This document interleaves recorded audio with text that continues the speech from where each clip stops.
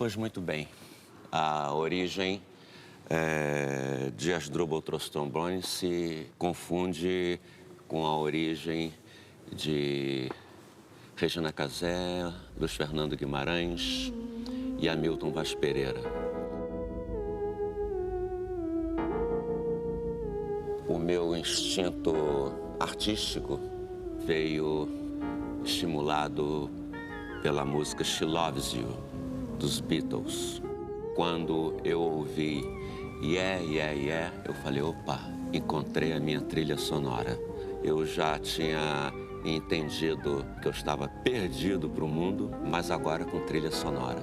E a trilha sonora dizia sim, sim, sim, sim para a vida, sim para afirmar tudo que acontece nela, tudo de bom e ruim. Eu morava na Avenida Copacabana de Fundos, para o Teatro Brigitte Blair, no 7º andar. Morava de favor na casa da tia Maria Amélia, que o tio Antenor morreu, abriu uma vaga para mim.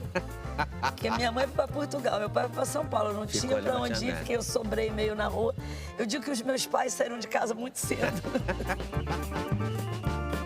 Passava o dia no Pia, nas dunas do Barato, e de noite eu ia dormir com a tia Maria Amélia de Juiz. Morava na Praça São Salvador, que ainda existe. Eu tinha o Parque Guinle, fazia carnaval no ônibus 401, que era na Praça São Salvador, Rio Comprido, sem sair do ônibus. E assim, eu era muito animado, mas eu não sabia que eu era muito animado. Porque pra mim, eu sempre fui um cara muito tímido, muito reservado. E até hoje todo mundo fala, mas como é que você é um cara tímido? Vai fazer teatro, vai trabalhar. Eu sempre lembro do Chico Buarque. O Chico Buarque sempre falou que ele era tímido. E eu acho possível a pessoa ser tímida e trabalhar com multidão. Porque uma coisa não tem nada realmente a ver com outra. É igual carnaval. Você põe uma máscara, você fica sem vergonha, né?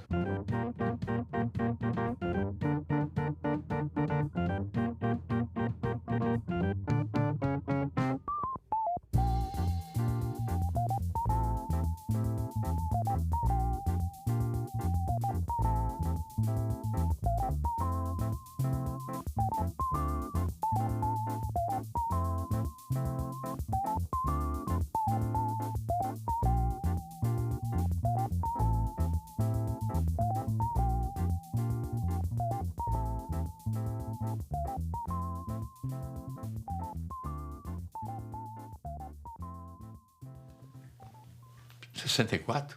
64. A gente estava...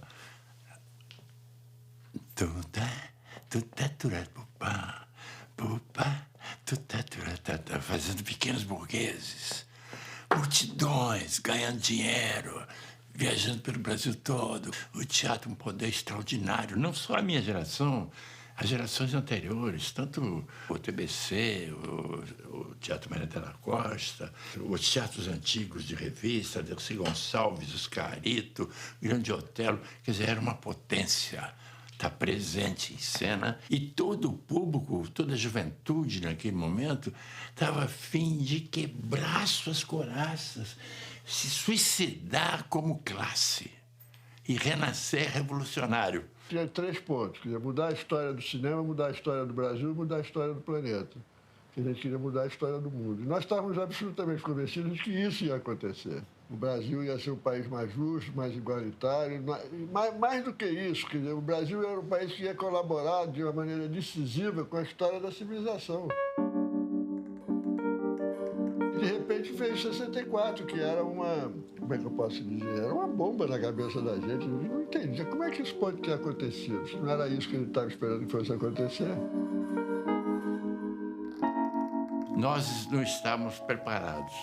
Não sabíamos, a gente não tinha noção nenhuma que ia ter um golpe. Porque a gente estava em plena reforma de base, reforma agrária, reforma do direito da propriedade, reforma... Enfim, o Brasil estava num caminho de fazer reformas estruturais que ele precisava. E no momento do golpe, realmente, houve uma... Eu não chamo de resistência, eu chamo de resistência. Porque você teve que mudar o jeito lá. Então isso aí foi uma decepção muito grande. Mas uma decepção que se valeu desses 4 anos, 64, 68, para produzir, eu acho, um dos períodos mais ricos, vou dizer, ou mais, porque isso é besteira, mas um dos mais ricos da cultura brasileira no século XX. Porque foi o momento que nós pensamos o nosso papel. Foi o momento em que nós refletimos sobre o que nós estávamos fazendo. Por que essa porra não deu certo? Por que aconteceu isso na vida da gente quando a gente esperava exatamente o contrário disso? A canção Tropicália, ela era uma espécie de retrato cubista do Brasil, assim, com aquele sentimento, assim, um tanto trágico. Tem umas imagens como... que é um monumento que se constrói no Planalto Central, como Brasília, né? E esse monumento é descrito num determinado momento da canção como tendo sobre os joelhos uma criança sorridente, feia e morta. É uma imagem muito pessimista, né? Uma coisa assim muito... E tem aquela ironia de dar os vivas, né? Viva a mulata, viva a mata, viva a bossa, viva a palhoça. O viva algumas, sei lá, alguns ícones da brasilidade, né? Mas também eu entendi o seguinte, que mesmo na letra de Tropicália, tudo aquilo e os vivas que eram irônicos, mas eram vivas. Em 67, baixou Oswald de Andrade, que eu acho o maior filósofo, o maior poeta brasileiro e o maior homem de teatro, assim, que trouxe todo aquele momento e sintonizou na volta à antropofagia, na volta à cultura negra, a cultura afro-brasileira, a rádio nacional, a música pop, ao mundo, enfim. E se escancarou tudo. Então, foi aí, tudo aconteceu sincronicamente, né? Com a Terra em Transe do Glauber, porque a Terra estava em transe mesmo, tá? O Caetano foi ver, acompanha depois de ver o Rei da Vela, o Hélio tirando o quadro da parede, dançando Aratique, dançando com o quadro. Quer dizer, foi uma maravilha, essa foi uma revolução cultural, o Brasil se descolonizou e subiu uma cultura que realmente comeu o anterior. Eu fui ver o Rei da Vela, eu gostava já do Oficina, muito. Eu era fã do Arena, amava a Arena Canta Zumbi, achava uma coisa maravilhosa, o Opinião. Eu não conhecia o Oswald, só sabia que existia, além do Mário de Andrade, um outro que chamava Oswald de Andrade. Ouvi falar no clássico, mas ninguém nunca me mostrou nem as obras dele, nada. E então a peça mesmo era uma revelação para mim. E o jeito que ela estava sendo apresentada era tudo que parecia com o que eu estava fazendo.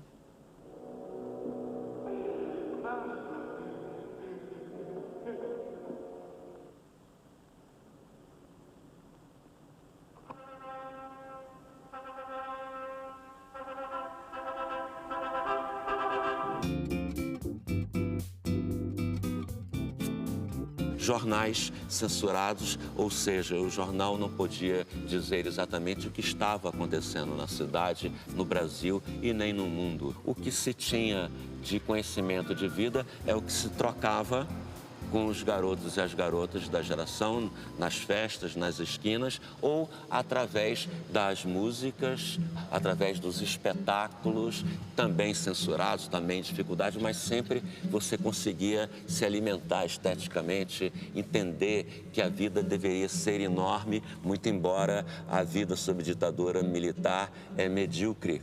Você precisa saber da piscina, da margarina, da Carolina, da gasolina. Você precisa saber de mim,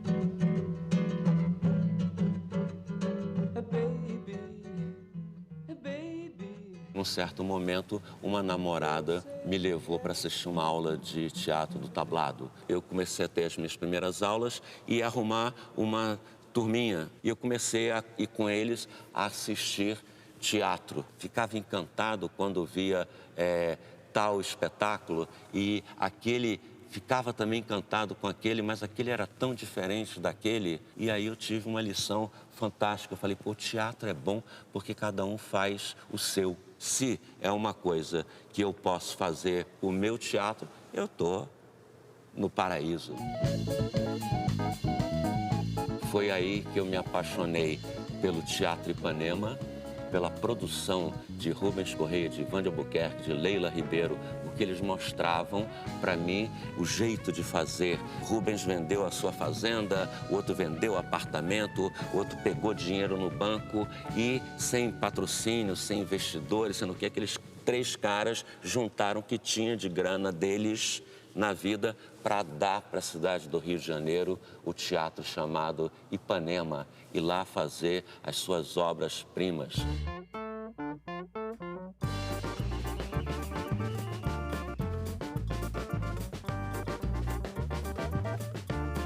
Eu não tinha muitos colegas, me sentia perdido no mundo, sozinho, e não estava mal não, estava comigo mesmo e estava legal. Mas queria os colegas, eu não queria fazer um teatro com gente mais velha do que eu, supondo que outros garotos e outras garotas também tinham esta vontade. Sempre que eu vejo relatos de pessoas que viraram atores, atrizes, ou enfim, fizeram teatro, falam no primeiro momento que ela sentiu que ia ser atriz.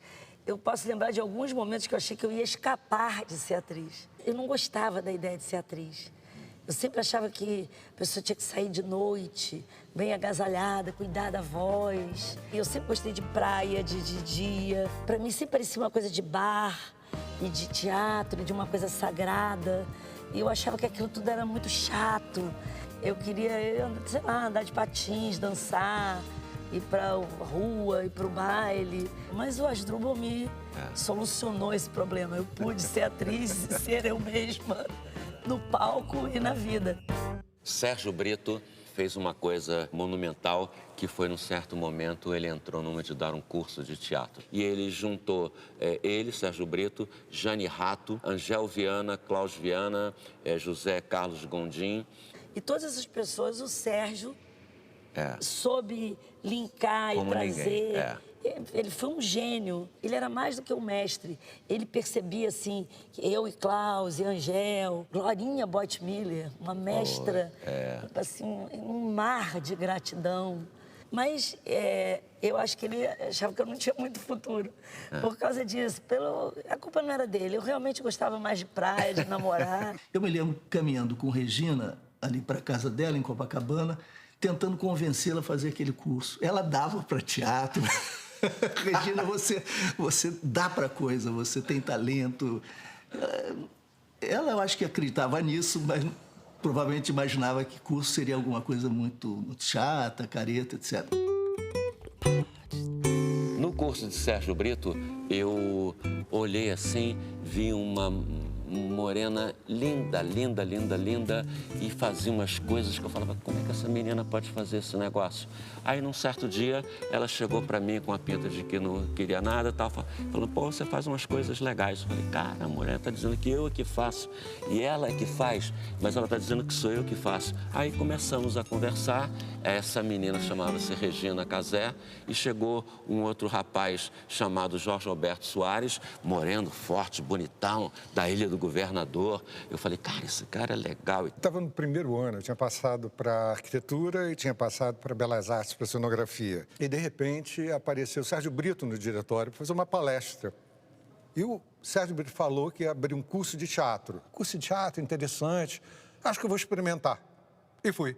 Cheguei lá 1 hora antes e tudo escuro, uma luzinha assim, e só tinha uma menina sentada ali que eu não via direito quem era, até que levantei. Era a Regina Casé, que tinha uns 15, 16 anos, lendo um livro sobre Fernando Pessoa, vestida com um caftão roxo e um tamanco holandês amarelo. E eu olhei para ela assim, fiquei apaixonada, já achei a minha turma. Chegou uma hora que não era mais o curso, eram as coisas que a gente fazia junto, eu e você, às vezes com o Mota, às vezes com o Jorge, às vezes com o motor. Essas coisas passaram a ser mais importantes e eu me identificava muito com aquilo e vi que ali estava nascendo a minha turma.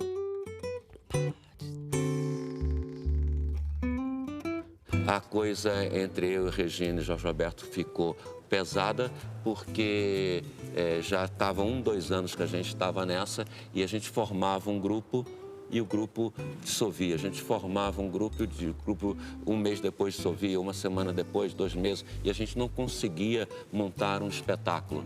A gente não tinha outros amigos, atores, então a gente convencia, por exemplo, assim, o irmão de alguém ou qualquer amigo nosso a participar do grupo. E das reuniões. Aí o cara não queria, ele queria ser médico, estava na faculdade, o outro era filósofo, o Hélio. E a gente ficava revoltado e dizia, vai abandonar o barco. Ou a pessoa não queria, vai continuar nessa merda, dessa sua vida. Eu era vizinho do meu grande amigo Daniel Dantas. A gente morava na mesma rua. E sempre falávamos em teatro, íamos ver peças juntos. Aí começamos até a ensaiar um pouco, lemos, fizemos uns encontros, até que a gente achou que não estava dando para a gente fazer sozinho, né? Foi assim que eu liguei para Hamilton, né? Uns 2, 3, 4 dias depois, ele já falou que gostaria de fazer uma coisa com mais gente, que ele tinha uma namorada que gostaria de trazer, que tinha uns amigos num curso que ele tinha feito com o Sérgio Brito, que poderia vir também. Uma coisa que eu sentia... E para mim, você, Regina e o próprio trabalho deram forma, que era assim, eu quero fazer teatro, mas eu não quero fazer aquilo que a gente costuma ver. Eu acho que isso tinha... Isso tinha muito. Isso tinha muito, né? A gente via umas coisas, não gostava de nada, né? Não gostava de nada, de ninguém. Falava, a gente achava ruim, claro, mas era isso, acho que era... Porque a maioria é ruim.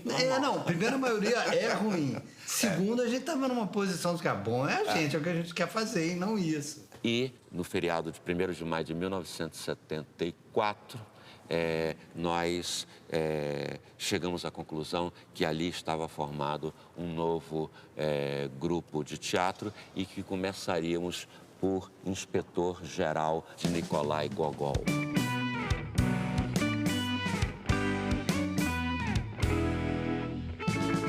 Instante zero, como se diz, é a chama do momento Big Bang que aconteceu, dos instantes astrais de tudo que começou e que hoje é sinal na antena de rádio.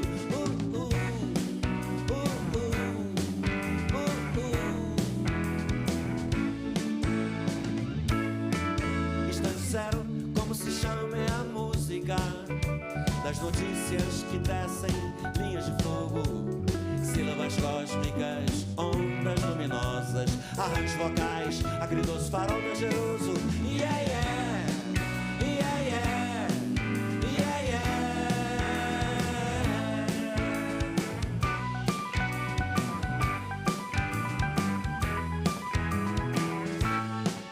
Instante zero, como se canta é a luz de uma guitarra elétrica no acorde do tempo, de uma tela que produz o som e o silêncio, que tem o brilho de uma letra de música. Yeah, yeah, yeah, yeah, yeah, yeah. Dessa letra de música. Yeah, yeah, yeah, yeah, yeah, yeah. Acreditou-se farol dangeroso. Yeah, yeah.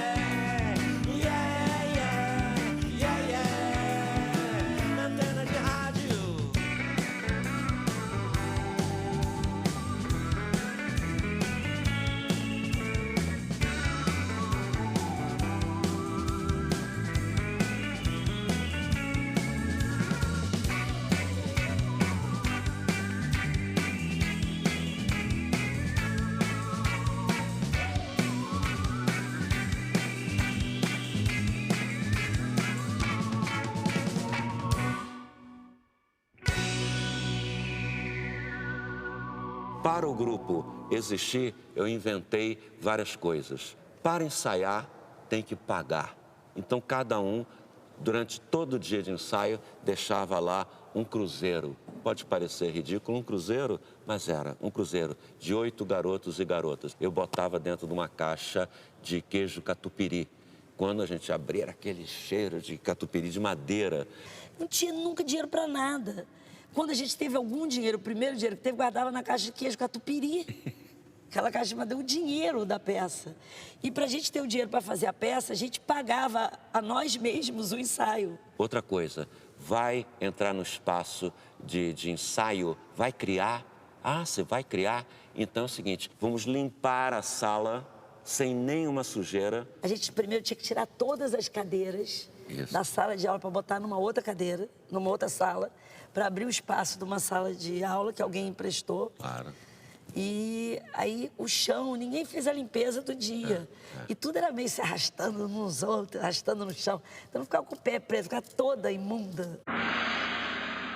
Para ensaiar o inspetor-geral, não tinha papo. Não tinha conversa. Eu assistia ensaios de outros grupos. Os grupos faziam uma improvisação de 5 minutos, ou uma cena de 5 minutos, e falavam 50 sobre o que eu tinha feito. Dizia, não, porque eu senti nessa hora, eu achei que você ia, porque eu estava, e aí veio uma coisa, e eu pensei, eu falei, o que isso interessa? Então, eu quis inverter e inverti.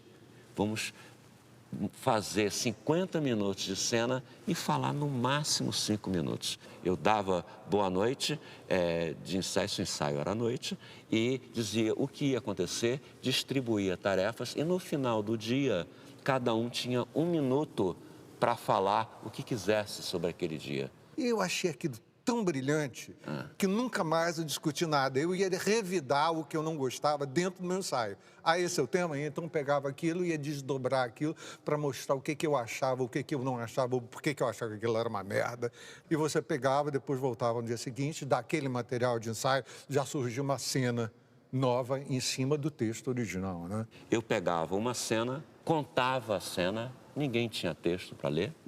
Se leu em algum momento, eu contava a cena e dizia, vocês dois façam improviso, vocês dois... E as pessoas improvisavam. Eu ficava sentado, anotando.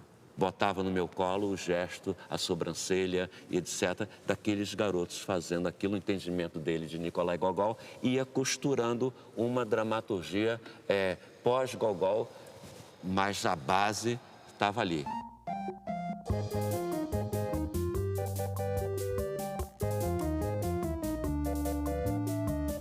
Uma colega minha dava aula no tablado chamado Martha Rosman, que ela sempre achou que eu tinha uma coisa, só ela achava, eu não achava nada. Ela falou, você tem que fazer um negócio no teatro. Ela fazia uns presépios na casa dela, e ela fazia uns presépios meio modernos, então os Reis Magos, eles não davam aquilo assim. Aí ela me chamou para ser um rei mago que dava um bujão de gás, tinha um significado para o menino Jesus. A minha primeira entrada em cena, um bujão, um monstro pesado pra caceta. Eu falei, meu Deus, que trabalho árduo é esse do ator, né? Tem que carregar bujão de gás. Era a única coisa que eu fazia, mas achei lindo. Aí ela falou, Luiz, olha, tem um grupo de teatro amador que eu acho que você vai se encaixar muito bem. E eles estão com uma dificuldade porque um ator está com pneumonia e você poderia substituir. Fui lá sozinho, eu mais um outro ator, que poderia ser eu ou outro ator. E o grupo não era nem tão conhecido assim, mas já era meio metido, porque tinha que escolher o ator. Aí eu fui lá, o Hamilton estava fazendo o personagem que eu iria fazer. Eu não vi nada do texto. Eu nunca conheci teatro, nunca li sobre teatro, nunca tinha uma ligação cultural, assim, a nível texto, fulano de tal. Aí fui parar num texto clássico, né? Do Gogol, uma adaptação e tal. Eu assisti o espetáculo, não entendi nada, mas achei ótima a turma. Aí eles me deram isso acompanhou minha vida, eles me deram um desenho de uma ave, que eu não identifiquei qual era a ave. E eu também era muito tímido, não saberia mesmo interpretar nada. Aí aquela ave me pareceu uma senhora tricotando. Não sei por que pareceu uma senhora tricotando. E eu fiz uma senhora tricotando, sem texto, sem nada e tal. Nego ria, 2 pessoas riam. E o outro não foi tão bem, que eu não sei quem é. Ele não acha que ele ficou mais tímido do que eu. Aí a Regina, eu adorei você, quero ser seu amigo, me abraçou. Eu falei, bom, tô no grupo. De repente entra o Luiz Fernando, aquele brilho, né? Só aquele varapau, aquela coisa enorme dele, maneira que não tá braço, perna, um braço para o lado, perna ia para o outro, e tudo funcionava de uma maneira hilária. E aí foi fantástico. A chegada do Luiz Fernando também foi um acontecimento na minha vida. Acho que foi o meu primeiro casamento par teatral, assim, total, ritmo igual, time igual, humor, afinidade, papapá. Foi um negócio, o encontro eu e o Luiz Fernando. Tanto é que a gente ia fazer teste vários dias. E no primeiro dia eu falei, tu não precisa ver ninguém, desmarca que vai ter amanhã. Claro que esse cara vai ficar.